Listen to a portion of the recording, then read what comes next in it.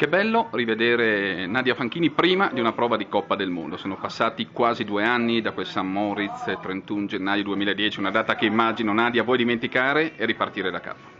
Beh, sicuramente sono molto emozionata, ormai mancano un paio di giorni per il ritorno alle gare, sono molto contenta, mi sento molto bene, fisicamente sto bene, ho lavorato bene per questo recupero e quindi diciamo che sono contenta, vogliosa di fare la gara e non vedo l'ora che arrivi sabato.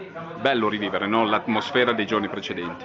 Beh, sicuramente, bellissimo, per me è molto strano anche, no? È molto strano, non so, quasi non so più cosa aspettarmi, però la vivo anche in maniera molto tranquilla e aspetto e spero che arrivi sabato e comunque sono pronta. Sabato a Kranjska Gora anziché a Maribor cambia qualcosa per te?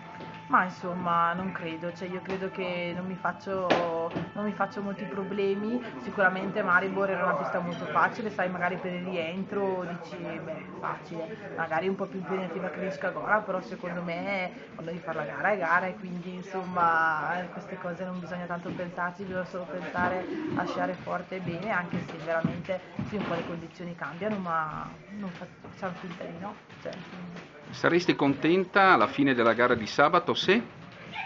sarei contenta, sono contenta già di partire, sono contenta sicuramente di ritornare alle gare e sicuramente obiettivi sono quelli, logicamente io parto per andare forte, io ogni volta che sono a cancelletto di partenza do tutto quello che posso, però ecco non mi aspetto niente, io sono già felice, veramente contenta di essere lì perché comunque dopo tutto quello che ho passato già essere al cancelletto di una gara di Coppa del Mondo è un grande traguardo e poi darò il massimo sicuramente e cercherò, no, e logicamente magari anche la qualifica sarebbe un sogno sicuramente già. L'ultima cosa Nadia, un giudizio sulla pista dello Zoncolan?